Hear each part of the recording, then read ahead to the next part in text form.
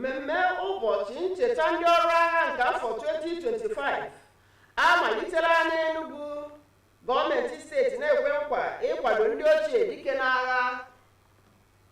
Onye nkụzi mahadum ewepụtala ụzọ a ga-esi memila adịgboroja n'ọrụ nta akụkọ. Ị ga-anụkwa akụkọ na ndị nwere oke ebusola ọrịa a na-ebute site na mmiri agha na steeti Ebonyi. Nwekwara ike isonyere anyị n'onyonyo YouTube na NTA Enugu. Igbo mụrụ nkata nụ ndondo nka taa bụ Tuesday ahịa Nkwọ. Ọka akụkọ bụ Ikeria bụ mgbata ntị n'ala ka ịnụrụ akụkọ ụwa ka ọha na-eju ya. Gọọmenti steeti Enugu ewepụtarala ọha na eze akara njirimara ncheta ụbọchị ndị ọrụ agha nke afọ 2025 were na-ekwe nkwa ịga n'ihu na-ekele ma na-akwado àjà niile ndị ochie dike ha chụrụ n'ichekwaba na ịbagide ịdị n'otu ala anyị ike. Chika Ugwu wetara akụkọ na mmemme a malitere ihe omume ha doro n'usoro maka mmemme ụbọchị ncheta ndị ọrụ agha nke afọ 2025. Gara akụkọ Chika. Mmemme nke Armed Forces Celebration nakwa Remembrance Day bụ nke a na-emerube afọ ọbụla iji wee too ma cheta ndị nwụrụ n'agha nakwa ndị nke ka dị ndụ. Ọtụtụ n'ime ha ka dị ndụ bụ ndị na-enwero ezigbo ahụike ma ego eji elekọta onwe ha na ezinụlọ ha.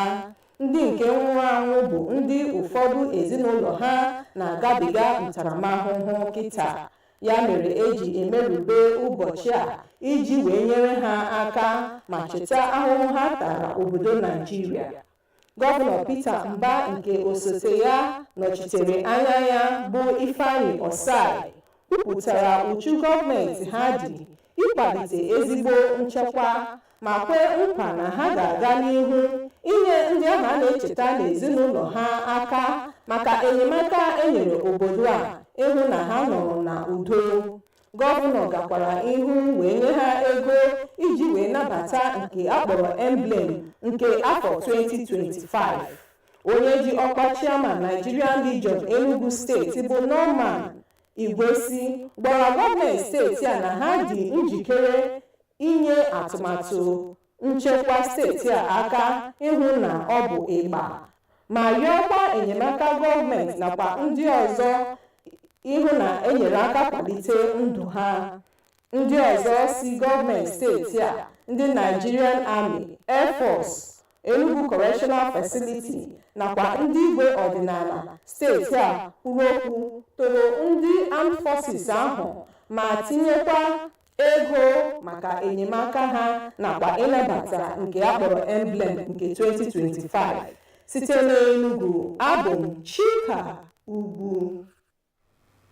Onye nkụzi mahadum onye bụkwa ọkammụta na ngalaba Economics na mahadum ala anyị dị na Nsụka, Ostogbu, akpọọla oku ka enwee Institution of Chartered Journalists dịka ọ sụrụ ya na bekee ka e wee nwee ihe ndịiche n'etiti ezi ndị nta akụkọ na ndị adịghị uchu. Ọkammụta Obu kpọrọ oku a mgbe ọ na-enye nkụzi na mmemme izu ụka ndị nta akụkọ akpọrọ Press Week nke otu jikọrọ ndị ọrụ nta akụkọ ala anyị ngalaba nke Enugu ya mere n'ogige ha dị n'Enugu. Chiegọnụ Arọ ji uju akụkọ a. Ikwu okwu n'isiokwu bụ ịchụ nta akụkọ na akụnụba na-emepe emepe ugwu nke omume ọkachamara. Ọkammụta Tito Ogbu nyere ndị nta akụkọ ọrụ ka ha gosipụta iguzosi ike n'ezi ihe, ugwu omume na ọkachamara n'ịrụ ọrụ ha. Ọ kọwara na ịchụ nta akụkọ abụghị ihe niile na-abịa, ya bụ ọrụ dị etu a ga-agbasoriri omenala ịgụ akwụkwọ iji zụlite onwe ha, mara ihe ma na-ejere ọha mmadụ ozi. Onye nkụzi na mahadum kwuru na ndị nta akụkọ kwesịrị ịrụ ọrụ nke onye nọ n'etiti gọọmenti na ndị ọ na-achị ya na inye aka mee ka ọha mmadụ dị mma. Onye isi oche otu kansụl jikọtara ndị nta akụkọ bụ Maazị Sam Ndekwe kọwara izu nta akụkọ dịka mmemme kwa afọ nke a na-ezube ịkpọkọta ndị otu ọnụ iji nyochaa ụzọ ha ga-esi na-emeziwanye ọrụ ha. Ihe pụtara ihe na nkụzi a bụ onyinye nkwanye ùgwù ọchịchị onye kwuo uche ya enyere mmadụ abụọ ama ama. Ọzụzụ a nyere ohere maka ajụjụ na asịsa. Ihe ngụkọ nyocha otu mba ụwa akpọrọ USAID mere n'afọ 2013 na-egosi na ọnụọgụgụ ndị Ebonyi ruru pasentị 73 ka na-eje mkpochi n'ọhịa, pasentị 73 ọzọ na-aṅụ mmiri nje dị na ya, ebe pasentị mmadụ 25 fọrọ afọ na-eje mkpochi ebe ihe karịrị otu ezinụlọ na-eje na ya. Ihe a socha na mkpughe e mere n'ọgbakọ nkụzi USAID nke steeti-to-steeti project hibere, nke ebumnobi bụ ịgba ọrịa esi na mmiri ebute mgba site n'ileba anya n'amụma mmiri steeti gasị. Samuel Okpọ wetara akụkọ a, ọ sị, etu a ga-esi nye ezi mmiri ọṅụṅụ n'akụkụ steeti Ebonyi niile, hụ na edobere gburugburu ọcha ma belata ọrịa ototo na ọrịa ndị ọzọ dịka ya, bụ ihe na-echere gọọmenti aka mgba, nke butere ọgbakọ nkụzi nyochagharị amụma gọọmenti nke dọpụtara ndị nnọchiteanya ụlọ ọrụ dị iche iche, ndị otu kwụọrọ onwe ha bụ nke ndị ụlọ ọrụ steeti-to-steeti USA hibere. N'ọnwa Septemba na ọnwa Ọktoba afọ 2024, ọtụtụ okpuru ọchịchị nwere ọtụtụ nsogbu ọrịa ototo nke dara isi 10 mmadụ abụọ, nke mere ka ndị sonyere leba anya n'amụma mmiri gọọmenti Ebonyi eguzobere n'afọ 2013 maka inye ezi mmiri ọṅụṅụ ma gbochie ọrịa esi na mmiri ebute. Ngalaba na-ahụ maka ngụkọ n'ụlọ ọrụ Nigerian Breweries abụrụla ndị tụrụ ugo na asọmpi egwuregwu ndị nlekọta ụlọ ebe a na-emepụta mmanya nke afọ 2024. Okechukwu Agụbama wetara akụkọ na ọ bụ onye ji ọkwa brewery manager Maazị Peter Ani kpọpụtara nke a ka emechara ya bụ asọmpi n'ama Breweries 9th Mile Enugu. Gara akụkọ Okechukwu.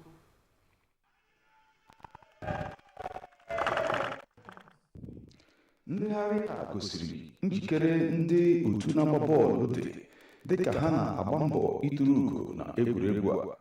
Ebidokwara egwuregwu bọọlụ a dịka o ji ọkara kụọ elekere 4 nke mgbede wee bido. Ndị gbakwara bọọlụ a bụ ndị si na ngalaba pakeji yana logistics nke ụlọ ọrụ na-ahụ maka mmanya akpọrọ Nigerian Breweries. Mgbe ọ kụrụ elekere 5, onye nọkwa dịka onye na-ebu bọọlụ ahụ gburu opi wee sị na egwuregwu a agwụla, dịka ndị ngalaba logistics bụ ndị tụrụ ugo na agbarama bọọlụ a dịka ha ji otu ọkpọ wee merie ndị pakeji.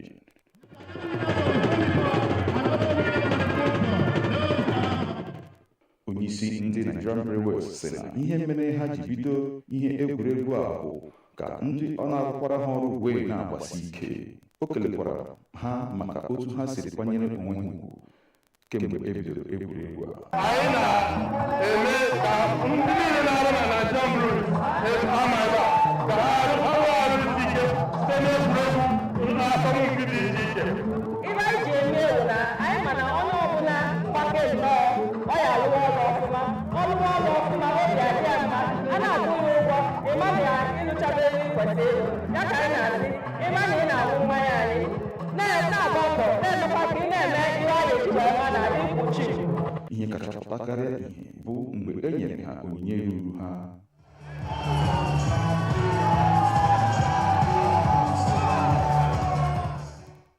Onye kọmishọna nke na-ahụ maka egwuregwu kelekwara ndị Breweries maka atụmatụ a. Emume nke egwuregwu bọọlụ a haziri bụ nke mere ka ndị ma ihe kwe na akụnaghị gbasara spọts tinyekwara onye kochi nke Super Eagles na mbụ akpọrọ Christian Chukwu.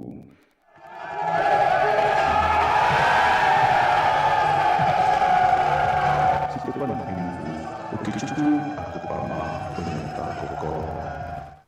Ọba akụkọ a ka anyị ji apịacha akụkọ nke uruchita ma tupu mbido egere isiokwu ndị ọrụ anyị akụkọ. Mmemme ụbọchị ncheta ndị ọrụ agha nke afọ 2025 malitere n'Enugu taa. Gọọmenti steeti na-ekwe nkwa ịkwado ndị ochie dike n'agha. Onye nkụzi mahadum ewepụtala ụzọ a ga-esi memila adịgboroja na ọrụ nta akụkọ. Anyị kọkwara gị na ndị nwere oke ebusola ọrịa a na-ebute site na mmiri agha na steeti Ebonyi. Ebe a ka akụkọ nke abalị taa kọrọ ọnụ. Chebize Comfort anyị maka ịtakwara gị akụkọ ụwa n'asụsụ Bekee apụkwara ọdụkwa ebe ị nọ.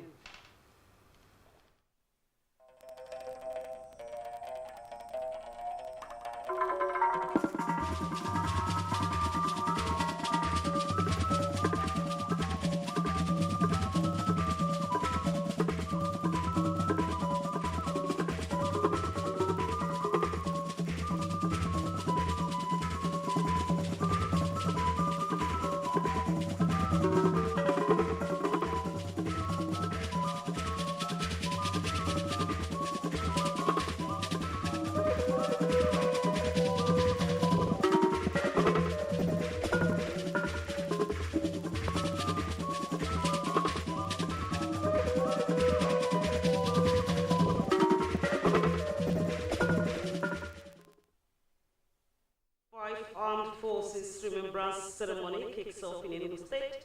Government pledges support for veterans. University dons prefers solution to quackery in journalism. Oswald News stakeholders battle waterborne diseases in Ebonyi State.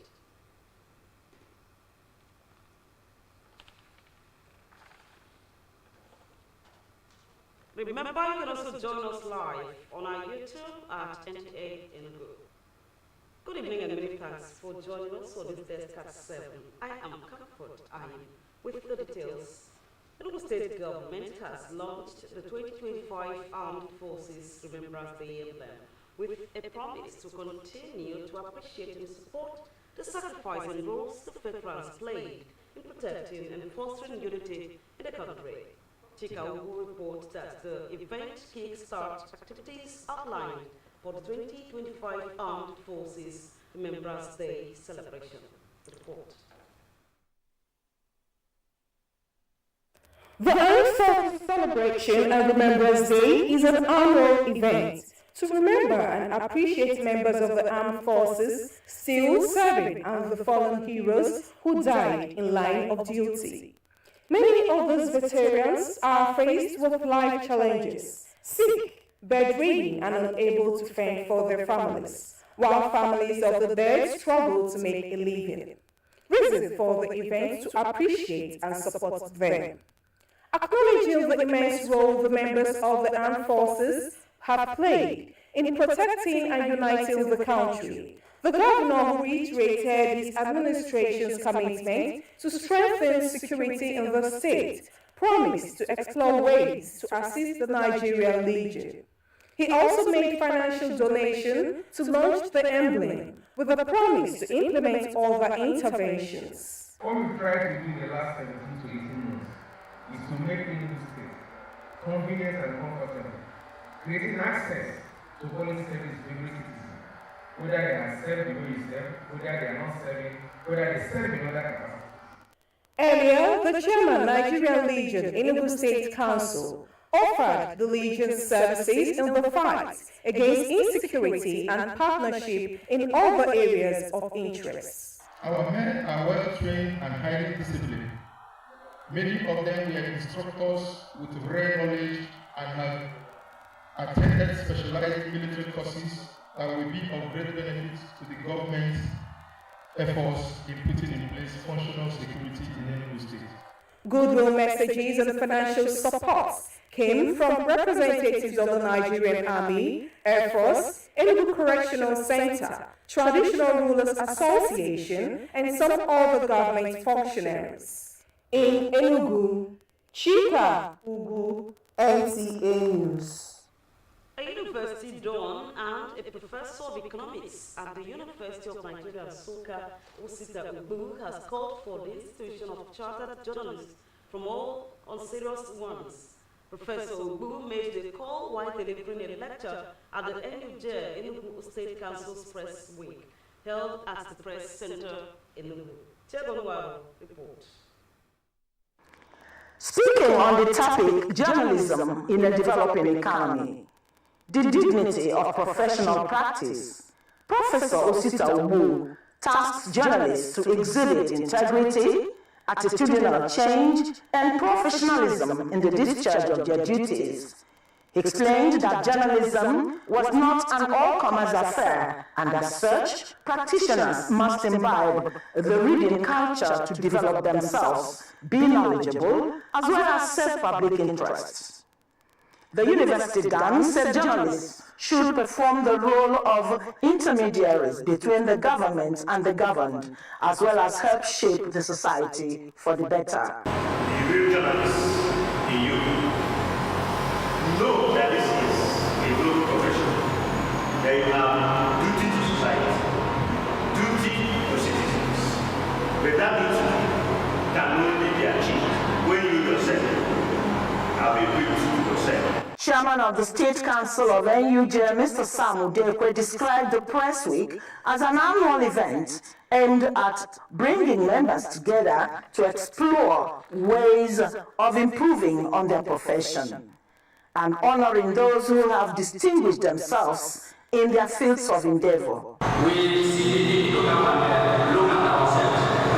We mirror the society, and sometimes we need to mirror ourselves to look whether we are worthy of mirroring the society. Highlight of the lecture was the awards of Icon of Democracy on two distinguished personalities. The lecture also featured question and answer session. In Enugu, Chiegon Aro, NTN. Taking a break now, more reports thereafter to join us again.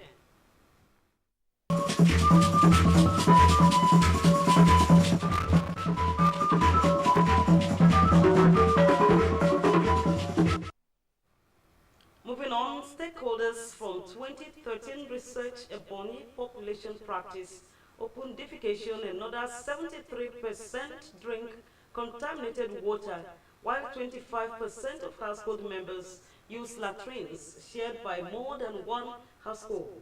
Those were part of the revelations made at a workshop organized by USAID state-to-state project aimed at tackling waterborne diseases through review of the state water policy. Samuel Okpo completes the story.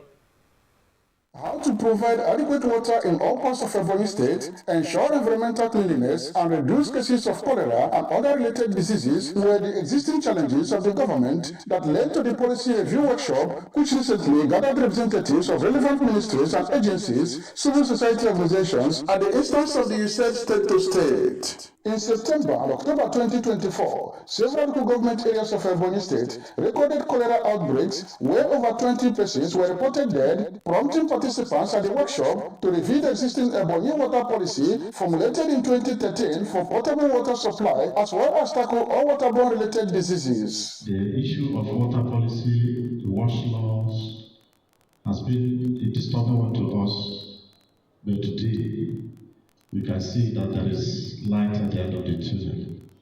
First of all, we should try to first tell open defecation, because that is what causes, in most cases, this cholera outbreak. On their part, the state team leader, USAID state-to-state, Dr. Sam Onya, said the essence of the review is to close the existing water policy gap and give Ebonyi State a strong water policy that will stand the test of time, even after the organization would have wrapped up its assignment by next year. We're here for technical brainstorm to make sure that we actually have a robust policy in place and legal framework to support that. That's the law.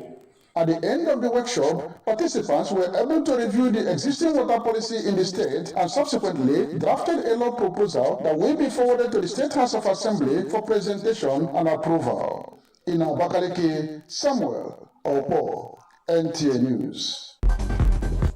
Let's now join Gift George for stories trending in the world of sports. 17 Women's National Football Team Bankole Olowukere has called up 25 players to camp ahead of the Waffle B Under-17 Girls Competition taking place in Ghana from the 12th to 26th of December 2024. The coach drew the team mainly from the Flamingos players who reached the quarterfinals at the last FIFA Under-17 Women's World Cup in Dominican Republic. Top on the list include midfielder Shakira Noshu, goalkeeper Christina Uzoma, amongst others. To handball, in the ongoing Andover Handball Premier League in Lagos, Imo Grasshoppers and Coas Bays made history as they scored over 40-plus goals on day 6 of the Andover Handball Premier League. 2024 Phase 2 in Lagos. Imo Grasshoppers, however, got the victory over Coas Babes, 43-41. In the men's category, Tonja Marine Academy got a huge scare, but somehow end a slim victory, 27-26 over Kano Pillars to maintain their lead on the league table. To combat sports, Nigeria's karate team to the 11th Commonwealth Karate Championship in Durban, South Africa, are back in the country with valuable experiences from the championship. Team Nigeria won 2 bronze medals at the event, Rita Ogene in the -68kg class and Israel Jigede in the -84kg categories. 5 athletes represented the country in the championship, alongside 2 coaches, 1 referee, and a board member, and the federation secretary. In other news, 5 unreplied goals separated Team media personalities and the comedians that lifted the 2024 Join the Cast Football Initiative, targeted at healthy lifestyle for Nigerians. I'll be satisfied when basic healthcare is free or affordable or accessible altogether for Nigerians. So we said, okay, let's do a football tournament. Football gives people pleasure. Convener Irabo Ogosu is using football to create awareness and required steps to keep malaria and other ailments out of the country, with thousands of football lovers benefiting from the free healthcare aspect of the project. Sports update, Gift George, NTA News. Many thanks, George. And just before we go and look at major stories, Enugu State Government has launched the Armed Forces Remembrance Day Emblem and pledged support for the war veterans. A university don, Professor Sita Gbu, has called for the institution of chartered journalists to fight quarterly in the profession. Also told you that stakeholders in Ebonyi have risen to combat waterborne diseases in the state. And that's the news tonight. On behalf of myself and the production crew, we thank you for joining us, and do stay with us for the rest of our programs. Good night.